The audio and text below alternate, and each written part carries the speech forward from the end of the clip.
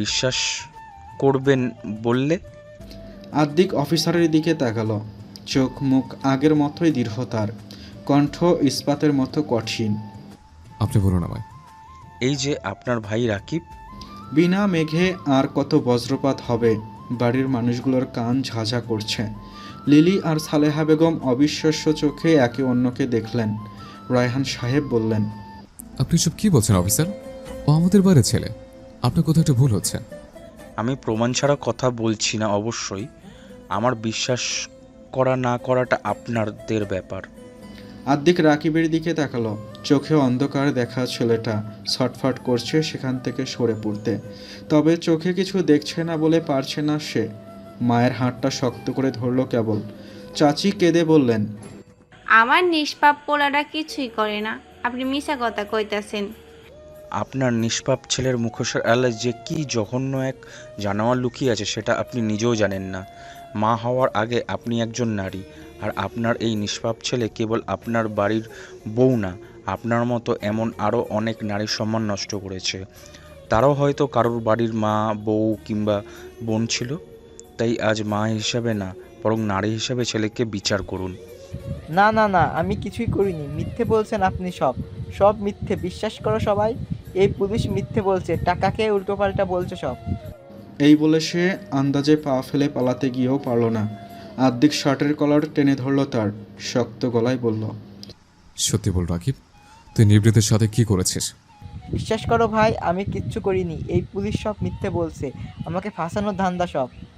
আদ্দিক কলার টেনে ধরে তাকে নিজের কাছে আনলো। আবারও একই সুরে বলল, শেষবারের মতো বলছি, সত্যিটা বল। আমার মাথাটা ফিরে যাচ্ছে রাকিব। আমি এখন তোকে নির্দ্বিধায় খুন করে ফেলতে পারবো। অফিসার বললেন, আপনি শান্ত হন আদ্দিক, ওনাকে আমাদের হাতে ছেড়ে দিন, ওনার ব্যবস্থা আইন করবে। আদ্দিক সেই কথা শুনল না বোধ হয়, কারণ তার আচমকা চেঁচানোতে সবার বুক কেঁপে উঠল। কথা বলছিস না কেন জানোয়ার? মুখ খোল, কথা বল। বল, তুই নিবৃতের সাথে কি করেছিস? কোথায় ও? কোথায় আটকে রেখেছিস ওকে? রাকিব, কথা বল। আমি তোকে মেরে ফেলবো, বিশ্বাস কর। ওর কিছু হয়ে গেলে জানে মেরে ফেলবো তোকে। কেবল বলেই ক্লান্ত হলো না, নিজের সর্বশক্তি দিয়ে না রাকিবকে এলোপাথারি ঘুষি মারতে আরম্ভ করলো।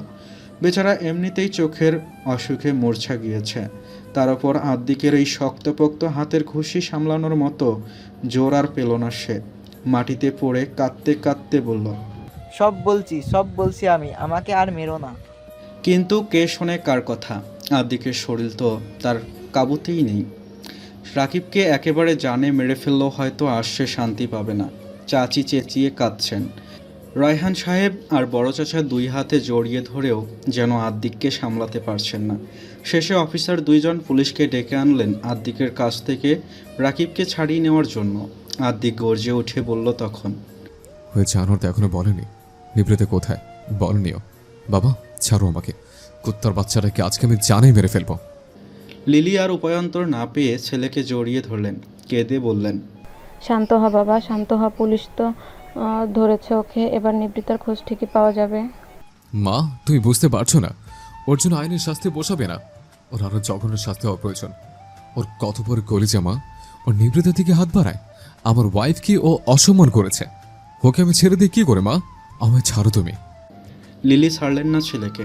তিনি জানেন ছাড়লেই যে আবার রাকিবের ওপর হামলে পড়বে। অফিসার ফিরে এলো আবার। রাকিবকে ততক্ষণে পুলিশের গাড়িতে করে থানায় নিয়ে যাওয়ার উদ্দেশ্যে বের হওয়া হয়েছে। সে এসে বলল, আপনারা একটু শান্ত হন। আমি বুঝতে পারছি এই মুহূর্তে শান্ত হওয়া অসম্ভব ব্যাপার, তাও একটু স্থির হয়ে আপনার কথাটা শুনুন আগে। আদ্দিক মাকে নিজের কাছ থেকে ছাড়ালো। অফিসারের অভিমুখে দাঁড়ালো সে, উৎকণ্ঠিত হয়ে বলল, ওই জানোয়ার এমনিতে কিছু বলবে না অফিসার। ওকে রিমান্ডে নিয়ে শরীরে ছাল তুলে ফেলুন। ওর নিশ্চয় নিবৃত্তাকে এখন আটকে রেখেছে। ওর মুখ খোলাতে হবে।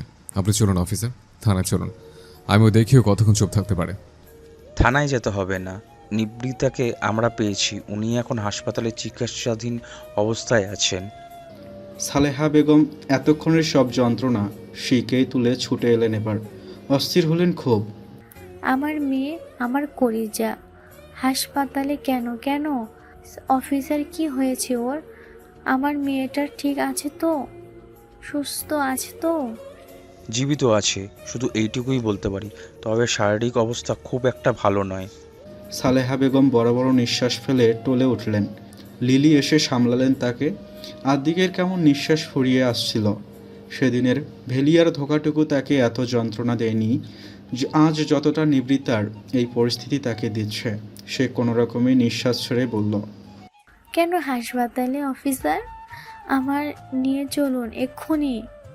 সবই কেবিনে দেওয়া হলো নিবৃতাকে। জ্ঞান হয়তো ফিরবে কিছুক্ষণের মাঝেই। সালেহা বেগম মেয়ের অমন অবস্থা সহ্য করতে পারছেন না। তিনি কেঁদে কেটে অস্থির। আদ্দিক গিয়েছে ডাক্তারের সাথে কথা বলতে। তুবা আর লিলি সালেহা বেগমকে সামলাচ্ছে।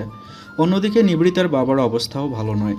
ফুলের আদলে বড় করা মেয়ের এত করুণ অবস্থা মেনে নেওয়া যেন দুঃসাধ্য ব্যাপার। আদ্দিকের গলা শুকিয়ে এসেছে, বুকের ভেতর দম চাপা কষ্ট।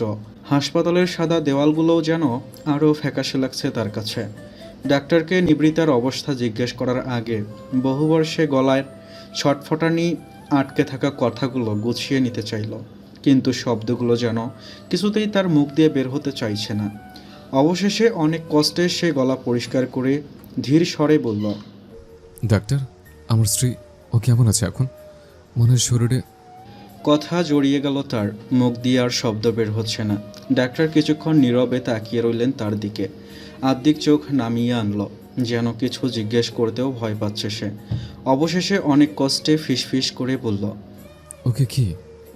বাকিটা আর উচ্চারণ করতে পারল না, কিন্তু ডাক্তার বুঝতে পারলেন সে কি জানতে চাচ্ছে।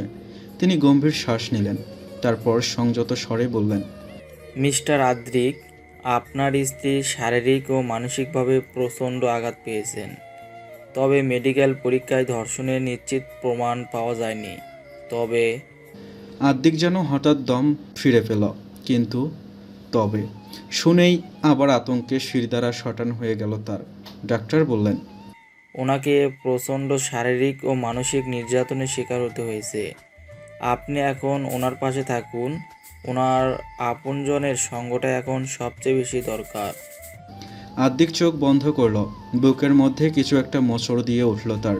সে জানে নিবৃত্তা সহজে সেই ভয়াবহ মুহূর্তকে ধাক্কা সামলাতে পারবে না। এখন তার কাজ একটাই, তার পাশে থাকা, তাকে বুঝতে দেওয়া যে সে একা নয়। ডাক্তারের সাথে কথা বলা শেষে আদ্দিক নিবৃত্তার কেবিনের কাছে গিয়ে দাঁড়ালো। কাছের দরজা গলিয়ে মুমূর্ষু নিবৃত্তাকে সে দেখতে পাচ্ছে স্পষ্ট, যার বর্তমানে অক্সিজেন চলছে, হাতে ক্যানোলা। আদ্দিক টের পায় না হয়তো, কিন্তু তার শুকনো চোখগুলো সিক্ত হয়ে উঠছে মুহূর্তেই। এই তো মেয়েটাকে সেদিনও দেখে গেল কত চনমনে চঞ্চল, আর 2 দিনের ব্যবধানে সে আজ হাসপাতালের বেডে শায়িত। আদ্দিকের খুব রাগ হলো। রাগে সব কিছু ভেঙে গুড়িয়ে দিতে ইচ্ছে করলো তার। কেন মেয়েটাকে তাকে আগে এসব বলেনি? একবার বললে কি হতো? সে যদি আগে এসব জানতো, তবে কি আজ তার এই অবস্থা হতো? কখনোই না। আদ্দিক দ্রুত হাতে নিজের এলোমেলো চুলে আঙ্গুল চালিয়ে নিজেকে শান্ত রাখার চেষ্টা চালালো। দরজা ঠেলে তখন বেরিয়ে এলো তুবা। আদ্দিককে বাইরে দেখে জিজ্ঞেস করলো, ভিতরে যাবে না ভাইয়া? আদ্দিক তার দিকে তাকালো। ভাইয়ের অমন রক্তচক্ষু দেখে তুবা ঢোকল অমনি। আদ্দিকের গলার স্বর কঠিন শোনালো খুব। তুই সব জানতে, তাই না? তাহলে আমি বলিস না কেন? আমি যদি আরো আগে এসব জানতে পারতাম, তাহলে কি মেয়েটা আজ এই অবস্থা হতো?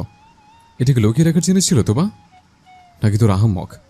আমি না জানি, মাকে তো জানাতে পারতে। আদ্দিক চেঁচিয়ে উঠল আচানক। তুবা ভয়ে মাথা নুইয়ে কেঁদে ফেলল। আশেপাশের কজন মানুষ থমকে দাঁড়ালো তাদের দেখে। আদ্দিক ঠোঁট কামড়ে এক হাতে নিজের হাত টেনে ধরল। নিজেকে কোনোভাবেই শান্ত করতে পারছে না সে। কার ওপর রাগ হচ্ছে নিজেই যেন বুঝতে পারছে না। তবে বোনের কান্না দেখে সে নরম হলো খানিক। স্বাভাবিক গলায় বলল, কাঁদবি না একদম, ভেতরে যা, আমি থানায় যাচ্ছি। তুবা নাক টেনে বলল, তুমি কন্যাটাকে দেখবে না? না, দেখবো না। কেন দেখবো আমি ওকে? আমি তোর কেউ না, আমার সাথে ওর কোনো সম্পর্ক নেই। সেজন্যই তোর এত বড় ঘটনাটা এত সহজে লুকিয়ে গেছে আমার থেকে। তুবা কান্না থামিয়ে বলল, কন্যাটা বলতে চেয়েছিল, কিন্তু তুমি থাকা অবস্থাতে আর কোনো ঘটনা ঘটেনি বলে কন্যাটা ভেবেছিল রাগী পায়ে হয়তো সূর্যে গিয়েছিল, আর হয়তো ভবিষ্যতে এমন কিছু করবেন না, তাই আর তোমাকে জানায়নি। কেন? এরপর জানাতে পারেনি? আমি চলে আসার পরেও তো রাকিব ওর সাথে অন্যায় করেছিল। সেদিন রাতে কথা বলার সময় তো ও আমাকে কিছু বলেনি, এত পর ভাবে আমায়। আমি কর কেউ না। নিজের করা প্রশ্নে নিজেই থমকালো আদ্দিক। সত্যি তো, সে কি হয় নিবৃতার? প্রথম উত্তরেই যেটা আসে সেটা হলো স্বামী।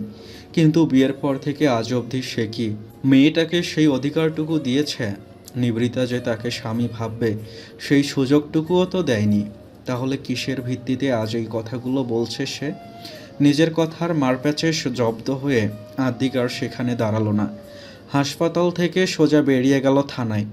অফিসারের সাথে কথা বলে বাকি ঘটনা তাকে জানতে হবে যে নিবৃতার জ্ঞান ফিরেছে সবে। এখন তার শ্বাস প্রশ্বাস স্বাভাবিক চলছে। সে পিটপিট করে চোখের পাতা ঝাপটে সবাইকে দেখলো একবার, কিন্তু নিঃশেষ আর বিধ্বস্ত লাগছে তাদের। মায়ের মুখটাই সবার আগে ধরা দিল তার নিরেট চোখে। নীরব কান্নায় কাঁপছে তার ঠোঁট, চোখের কোণে অনবরত গড়িয়ে পড়ছে জল। মুখটা এমন ফ্যাকাশে যেন শত বছরের কষ্ট এক মুহূর্তে গায়ে চেপে বসেছে তার। কান্নার শব্দ না থাকলেও সে কাঁদছে। বুক ফেটে চিৎকার করে কাঁদতে না পারার অসহায়ত্ব যেন চোখে মুখে আঁকা স্পষ্ট। বাবার মুখটা দেখে বুকে মোচড় দিয়ে উঠল নিবৃতার। তিনি চুপচাপ দাঁড়িয়ে আছেন, কিন্তু চোখের গভীরে জমাট বাঁধা যন্ত্রণার ছাপ স্পষ্ট। একজোড়া হাত শক্ত করে একে অপরের সাথে চেপে রেখেছেন, যেন নিজেকে সামলায় রাখার চেষ্টা চালাচ্ছেন খুব সন্তর্পণে। বয়সের তুলনায় তাকে অনেক বেশি ক্লান্ত দেখাচ্ছে আজ। তুবা, লিলি, রায়হান সাহেব কারোরই যেন দুঃখের কমতি নেই। নিবৃতা বিস্ময় নিয়ে ভাবল, সবাই তাকে কত ভালোবাসে, কেবল আদ্দিক ছাড়া। সে তার শুষ্ক পাতলা ঠোঁট নাড়িয়ে খুব করে মাকে ডাকতে চাইল, কিন্তু শরীরের শক্তির কৌটা একেবারে খালি পড়ে যাওয়ায় ওইটুকুও পারল না সে। তবে মায়ের মন, সালেহা বেগম ঠিকই বুঝলেন। মেয়েকে এসে আদর করলেন খুব। কান্না দমিয়ে ভেজা কণ্ঠে বললেন, কিছু হয়নি মা তোর, তুই একদম সুস্থ আছিস। নিবৃতা জানে সে সুস্থ আছে, শরীরের কোথাও গুরুতর আঘাত লাগেনি, বেঁচে গেছে সে। কিন্তু মনের ভেতর যে দগদগে ক্ষত জেগে উঠেছে তার কোনো মলম নেই। সেদিন রাতে রাকিবের লোকেরা যখন তাকে খুঁজে পেয়ে ঘিরে ধরেছিল, তখনই বুঝেছিল এ যাত্রা রক্ষা পাওয়া কঠিন। কর্দর্য হাতগুলো যখন তাকে টেনে নিতে চাইছিল, তার আত্মা যেন তখন ধ্বংস হয়ে যাচ্ছিল একটু একটু করে। তাদের নোংরা স্পর্শ এখনও শরীরের ভাঁজে ভাঁজে লেপ্টে আছে। গায়ের প্রতিটি লোমকূপে যেন সেই আতঙ্কের স্মৃতি আঁকা। প্রতিরোধ করেছিল সে যতটা সম্ভব শক্ত করে, তবু দুর্বল হয়ে যাচ্ছিল একসময়। হাত পা ছোড়া, চিৎকার সব কিছুই যেন ব্যর্থ হয়ে যাচ্ছিল তাদের নৃশংসতার সামনে। তাও সে পেরেছিল। সেই অফিসারের আগমনে শেষ রক্ষাটুকু হয়েছিল তার। ফুলের প্রতিটি পাপড়ি দুমড়ে মুচড়ে গেলেও তার স্ত্রীটুকু হরণ হয়নি। নিবৃতার কাছে যেন এই বেঁচে থাকা। সবাই একে একে এসে তার সাথে কথা বলল, কত কি বোঝালো তাকে। তুবা তো আর না পেরে জড়িয়ে ধরে কেঁদেই ফেলল খুব। তারপর ফোপাতে ফোপাতে বলল, জানো, ভাইয়া তোমার উপর খুব রেগে। সে নাকি দেখাই করবে না তোমার সাথে। তুমি কেন ভাইয়াকে এসব আগে জানালে না? ভাইয়া কত কষ্ট পেয়েছে জানো? নিবৃতা কি কিঞ্চিত হাসলো, বোঝা গেল না। আদ্দিক তার কথা ভেবে কষ্ট পেয়েছে, এই তো তার জন্য অনেক। আর তার কি চাই? ডাক্তারের সাথে মনিরুল আলম আর রায়হান সাহেব কথা বলে এইটুকু জানতে পারলেন মেয়েটার বড় কোনো ক্ষতি হয়নি, তবে যেটুকু হয়েছে তার ভার তাকে সয়ে যেতে হবে আজীবন। অফিসারকে সাথে নিয়েই কেবিনে এলো আদ্দিক। নিবৃতাকে তখন স্যুপ খাওয়াচ্ছিলেন সালেহা বেগম। আদ্দিক দরজার কাছটাতে দাঁড়িয়ে থাকলেও অফিসার ভেতরে গেল, জিজ্ঞেস করল, কেমন আছেন এখন? নিবৃতা তার দিকে তাকালো, ঠোঁট নাড়িয়ে কিছু বলতে চেয়েও থামকালো সে। নিজের চোখকে বিশ্বাস করতে ভুলে গেল মুহূর্তেই। সে কি সত্যিই দেখছে দরজার কাছে ওই লম্বা মানুষটা কি আদ্দিক? হ্যাঁ, সেই তো। ভীষণ অগোছালো, অপরিপাটি হলেও এটাই তো আদ্দিক। নিবৃতার আদ্দিক ভাই। কিন্তু এই মানুষটা এখানে কি করছে? তার তো এখন ইতালিতে থাকার কথা। অফিসার নিবৃতার দৃষ্টি অনুসরণ করে একবার তার পেছনে আদ্দিককে দেখল, যে এই মুহূর্তে পকেটে হাত পুরে এত ব্যস্ত ভঙ্গিতে এদিক ওদিক দেখছে যেন সামনে কেউ নেই। অফিসার ছোট্ট নিঃশ্বাস ফেললেন, বললেন, অপরাধী প্রত্যেক কটা এখন আমাদের হেফাজতে। আপনি একটু সুস্থ হলে আমরা সবাইকে কোর্টে তুলব, চিন্তা নেই, একজনও রেহাই পাবে না। নিবৃতা চোখ সরালো আদ্দিকের কাছ থেকে, ঠোঁট কাঁপল তার, অস্ফুট সরে বলল, রাকিবকে অ্যারেস্ট করেছেন? জি। আদালত ওনাকে কি শাস্তি দেবে? কথাগুলো কেমন জড়িয়ে আসছিল তার। অফিসার জবাব দিলেন, সেটা তো এই অবধি করা তার সকল অন্যায় কাজের উপর ভিত্তি করে দেওয়া হবে, তাই আমি এখন কিছু বলতে পারছি না। ওই ছেলেটাকে কি মেরে ফেলা যায় না অফিসার? ওই সবগুলো ছেলেকে আদালত যদি ফাঁসির অর্ডার না দেয়, যদি কয়েক বছরের জেল কাটিয়ে মুক্তি দিয়ে দেয় ওদের, তবে তো বের হয়ে ওরা আবার একই কাজ করবে। আমার মতো হয়তো আরও অনেক মেয়ের সাথে এমন অন্যায় করবে ওরা। তার চেয়ে বরং ওদের মেরে ফেলা হোক। এই সমাজের নারীর অমর্যাদাকারীর কোনো ঠাঁই নেই। আপনি দেখুন না অফিসার, ওদের মেরে ফেলার কোনো উপায় পান কিনা। সালেহা বেগম সুপের বাটি রেখে মেয়েকে বুকের সাথে চেপে ধরলেন। মেয়েটার শরীর থরথর করে কাঁপছে, বড় বড় শ্বাস করে নিঃশ্বাস ফেলছে সে, গাল চুইয়ে পানি পড়ছে অনবরত। অফিসার বুঝলেন, মেয়েটার ওপর দিয়ে যতটা শক্ত দেখাচ্ছে, ভেতর দিয়ে ঠিক ততটাই ভেঙে গুড়িয়ে গিয়েছে। তিনি আর দাঁড়ালেন না, ফিরে গিয়ে আদ্দিকের সামনে থেমে নিচু সুরে বললেন, এই মুহূর্তে ওনার সবথেকে বেশি আপনাকে প্রয়োজন। শুনেছি মেয়েদের জন্য তার সবথেকে বড় শক্তি নাকি তার স্বামী। নিবৃতারও উঠে দাঁড়ানোর জন্য সেই শক্তির প্রয়োজন, আপনাকে প্রয়োজন। আপনি পিছুপা হলে মেয়েটা আর উঠে দাঁড়াতে পারবে না। আদ্দিক আর জড়বস্তুর মতো দাঁড়িয়ে থাকতে পারল না, এগিয়ে গেল নিবৃতার দিকে। মেয়েটার মুখ মায়ের বুকে লুকানো, থেকে থেকে শরীর কাঁপছে কেবল। আদ্দিক তার কম্পমান হাত তুলে নিবৃতার মাথায় রাখল। গলার স্বর থমকে থাকার পণ করলেও কথা বলল সে, চিন্তা নেই, অন্যায়কারীর সর্বোচ্চ শাস্তির ব্যবস্থা আমি করব। নিবৃতার শরীর কাঁপা থামল তখন। ভেজা পল্লব ঝাপটে চাইল আদ্দিকের দিকে। আদ্দিককে অসহায় লাগছে খুব, চোখে মুখে কোথাও শান্তির স্বও নেই যেন। এই যে তার সুন্দর মুখে ফুটে ওঠা বিধ্বস্তের ছাপগুলো কিসের ইঙ্গিত? কেন সেগুলো জল জল করে নিবৃতার দহনকে বেড়াচ্ছে? কেন আশা জাগাচ্ছে মনে তার আদ্দিক? সেও বা কেন ফিরে এলো আবার? কিসের টানে, কার মায়ায়? যাকে ভালোবাসে না তার প্রতি এত কিসের মায়া তার? নিবৃতার মন খারাপ হলো নাকি রাগ হলো বোঝা গেল না, কেবল নিজেকে ধাতস্থ করে বলল, আপনার আমাকে বিশ্বাস হয়েছে? আদ্দিকের রাগ চওড়া হলো, পুরনো দম্ভতে আঘাত করলো বুঝিয়ে এই প্রশ্ন। বিশ্বাস কেন হবে না? সে কি নিবৃতাকে এতই ঠুনকো ভাবে নাকি? গলার স্বর শক্ত হলো তাই। তোর কি মনে হয় নিবৃতা, আমি তোকে বিশ্বাস করি না? এত সব ঘটনা আমার কাছে মিথ্যে মনে হবে, অবিশ্বাস্য লাগবে। না লাগার তো কারণ নেই। আপনি আপনার ভাইকে চেনেন ছোট থেকে, আর আমায় চেনেন বড় জোর 1.5 কি 2 মাস। এখন আমার থেকে বেশি বিশ্বাস তাকে করাটা অস্বাভাবিক কিছু নয় তো। আদ্দিক খুব করে চাইল মেয়েটাকে খুব শক্ত শক্ত কিছু কথা শোনাতে, তবে সামনে সালেহা বেগম, উপরন্ত সে অসুস্থ বলে নিজের সেই ইচ্ছাকে সে মাটি চাপা দিয়ে বলল, অবুঝের মধ্যে কথা বলবি না। বিশ্বাস অবিশ্বাস কখনো সম্পর্কের সময়ের উপর নির্ভর করে না। বিশ্বস্ত মানুষ 2 মাস, 2 বছর কিংবা 2 চোখ, যাই হোক না কেন, বিশ্বাস অটুট রাখে আজীবন। আর ঠকবাজদের জন্য সময়সীমা যাই হোক না কেন, ঠকাতে তারা যে কোনো মুহূর্তে পারে। কথাগুলো জিভ খসে বেরিয়ে আসার সময়ও তার ভেলিয়ার কথা মনে পড়ছিল সেই অনাকাঙ্ক্ষিত অযাচিত মুহূর্তের কথা। বুকের ব্যথাটা গাছাড়া দিতেই আদ্দিক নিবৃতার পানে চাইল।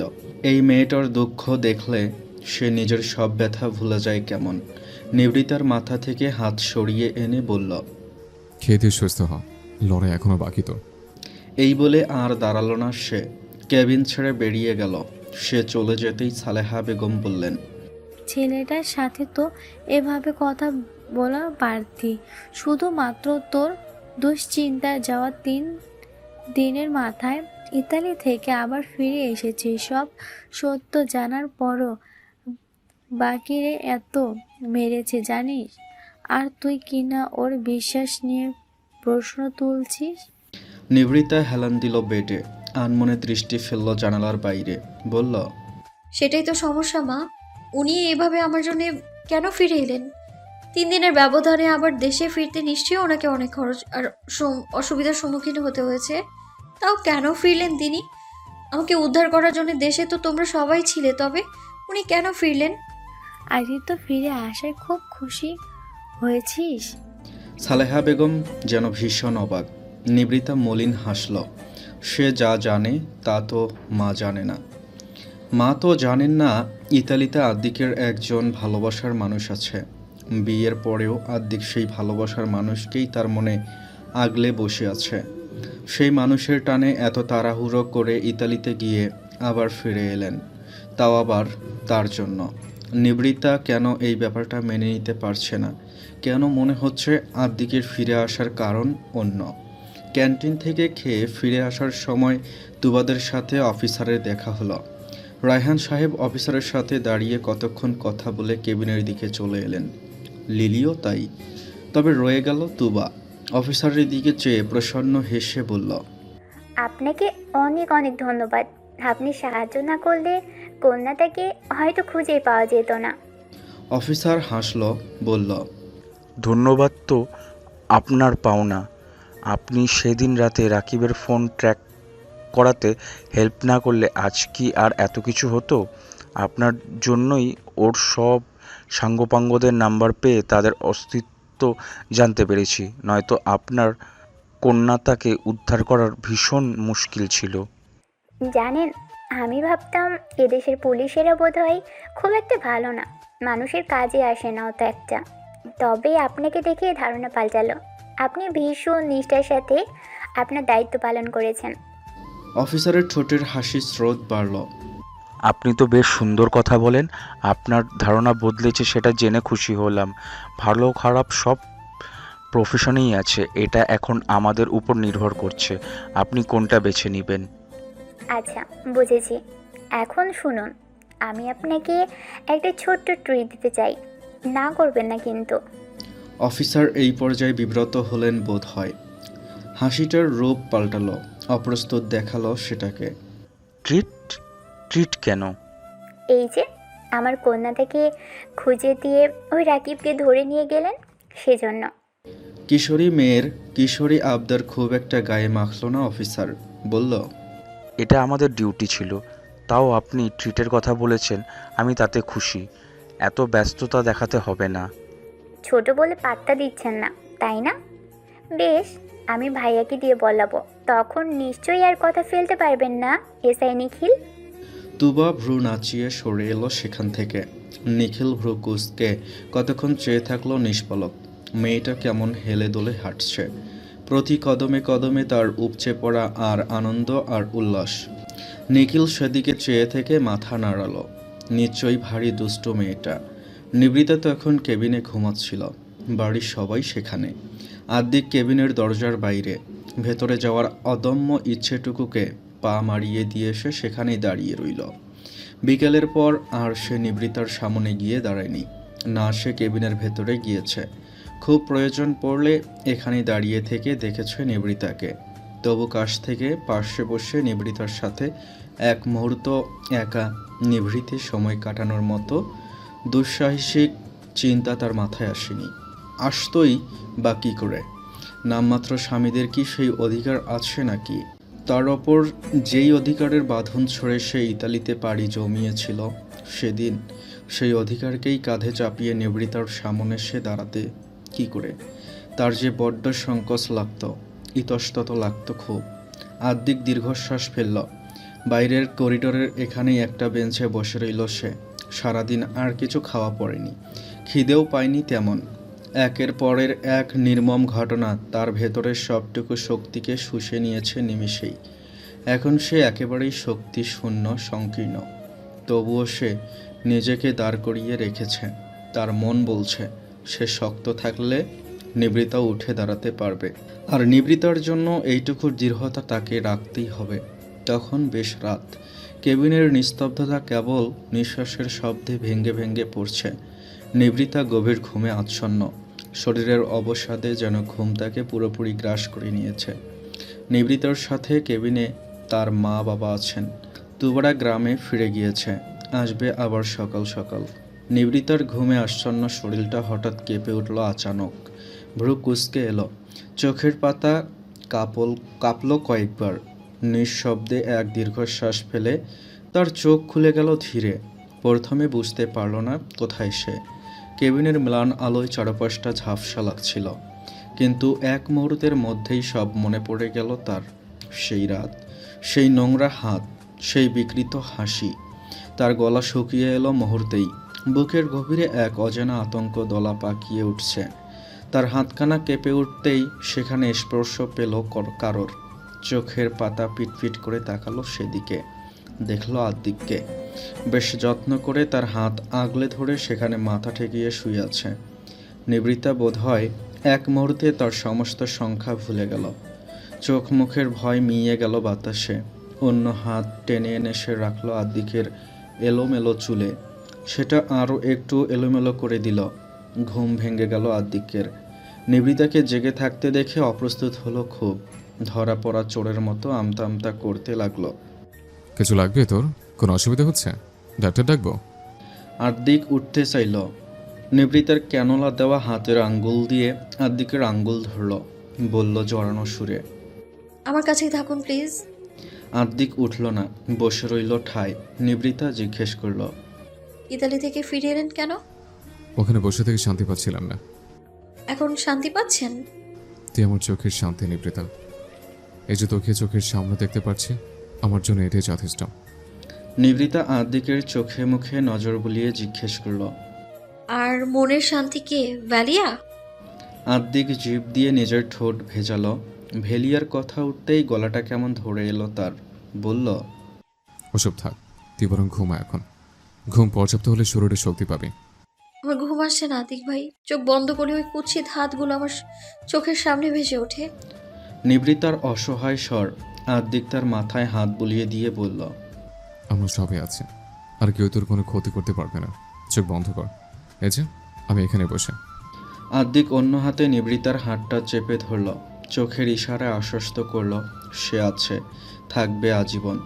পরদিন সকালে অফিসার কল দিয়ে জানালো তারা আজই রাকিবদের কোর্টে তুলবেন। নিবৃতাকে যেন তৈরি করা হয়, কোর্টে তার জবানবন্দিও নেওয়া হবে। সেই নিয়ে কেবিনে সবার ব্যস্ততা শুরু। লিলি আর সালেহা বেগম নিবৃতাকে বোঝাচ্ছেন, অভয় দিচ্ছেন তাকে। মনিরুল আলম আর রায়হান সাহেব গিয়েছেন নিবৃতার পক্ষের উকিলের সাথে কথা বলতে। আদ্দিক ছিল না এতক্ষণ, মাত্রই কেবিনে এসেছে। নিবৃতা তখন তৈরি। শরীরে নতুন কাপড় জড়ালেও অননে লেপ্টে থাকা ক্লান্তিটুকু কমেনি। আদ্দিক তার সামনে গিয়ে দাঁড়ালো, জিজ্ঞেস করল, শরীর ঠিক আছে? কোর্টে যেতে পারবি নাকি অফিসারকে বারণ করে দেব? নিবৃতা মাথা নাড়িয়ে বলল, পারবো। আমি ওই লোকগুলোর শাস্তি না দেখা অবধি শান্তি পাচ্ছি না একদম। আদ্দিক নিজেকে শক্ত করল। নিবৃতার দিকে এক হাত বাড়িয়ে দিয়ে বলল, চল, তো শেষ জয়টুকু আমি আজ নিজে দাঁড়িয়ে থেকে দেখব। নিবৃতা কম্পিত হাতখানা রাখল সেই হাতের ওপর। আদ্দিক আঙ্গুলের ভাঁজে জড়িয়ে নিল তা। অন্য হাতে আগলে ধরল নিবৃতাকে। তারপর তাকে ধরে এগিয়ে গেল ধীর পায়ে। পেছন থেকে সেই দৃশ্য দেখে আপ্লুত হলেন দুই মা। এই তো চেয়েছিলেন তারা, ছেলে মেয়ে দুটো একে অন্যের ঢাল হয়ে দাঁড়াক। নিবৃতার পক্ষের উকিল তার সাথে বিস্তার আলোচনা করলেন। আদ্দিক তখন বারবার বলল, অপরাধীদের যেন সর্বোচ্চ শাস্তির ব্যবস্থা করা হয়। উকিল তাদের আশ্বাস দিলেন। নিবৃতা সহ বাড়ির বাকি সবাই তখন কোর্টের ভেতর। পুলিশের হেফাজতে থাকা অপরাধীদেরও একে একে আনা হলো। নিবৃতা তাদের দিকে তাকালো না পর্যন্ত। একে একে ভেতরে আনা হলো রাকিব আর তার দলের সবাইকে।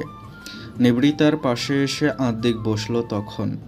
নিবৃতা ফিরতেই দেখল ক্রোধ অনলে জলজল করা তার দীর্ঘ মুখটা। সে মৃদু সুরে জিজ্ঞেস করল, কি হয়েছে? আদ্দিক চোয়াল শক্ত করেই জবাব দিল, বড় চাচু রাকিবের পক্ষে উকিল ঠিক করেছেন। নিবৃতা অবাক হলো না। স্বভাবতই মা বাবার তাদের সন্তানদের দোষ আড়াল করে বাঁচে আজীবন। সে দীর্ঘশ্বাস ফেলল কেবল। তার চোখে কোনো বিস্ময় নেই, আছে শুধু এক রস শূন্যতা। রাকিবের বাবা মা তাদের ছেলেকে বাঁচানোর জন্য উকিল ঠিক করেছেন। এই খবর আশ্চর্য হওয়ার কিছু নেই, বরং এতক্ষণে সে ঠিক এটাই আশা করেছিল। সমাজের নিয়মও এটাই, যেখানে সত্য চাপা পড়ে ক্ষমতার নিচে, যেখানে অন্যায় ন্যায়কে গ্রাস করে ফেলে অবলীলায়। তবে এই নিয়ে দুই ভাইয়ের মাঝে বিরাট বাক বিতণ্ডটা হয়ে গিয়েছে। রায়হান সাহেব ভাইকে বোঝাতে ব্যর্থ হলেন যে তার ছেলে অপরাধী, তাকে শাস্তি পেতে হবে। সব কিছুর ঊর্ধ্বে বড় চাচা আর চাচি কেবল নিজেদের ছেলের মুক্তি চান। এর জন্য যদি তাদের চোখে পট্টি পড়ে বসে থাকতে হয় তবে তাই ভালো। বিচার কার্য শুরু হলো। নিবৃতার পক্ষের উকিল যতটা শক্তিশালী, রাকিবের পক্ষেরও তাই। দুই উকিলের যুক্তিতর্কের মাঝে নিবৃতাকে ডাকা হলো কাঠগড়ায়। আদ্দিক তার হাতের ওপর হাত রেখে অভয় দিল। এরপর ধীর পায়ে কাঠগড়ায় উঠল নিবৃতা। চারপাশে অগণিত চোখ, কিছু সহানুভূতিশীল, কিছু তাচ্ছিল্যর, আবার কিছু কেবলই নির্লিপ্ত দর্শকের মতো তাকিয়ে আছে তার দিকে। বুকের ভেতর এক অজানা শীতলতা ছড়িয়ে পড়ল মুহূর্তেই। তবে সে নিজেকে শক্ত রাখল যথেষ্ট। কাঠগড়ার রেলিং আঁকড়ে দাঁড়িয়ে গভীর নিঃশ্বাস নিল একবার। মনে হলো আজ শুধু নিজের জন্য নয়, সমস্ত অন্যায়ের বিরুদ্ধে দাঁড়ানোর লড়াই এটা। প্রথম প্রশ্ন এলো প্রতিপক্ষের উকিলের কাছ থেকে, ঠান্ডা অথচ শানিত কণ্ঠে।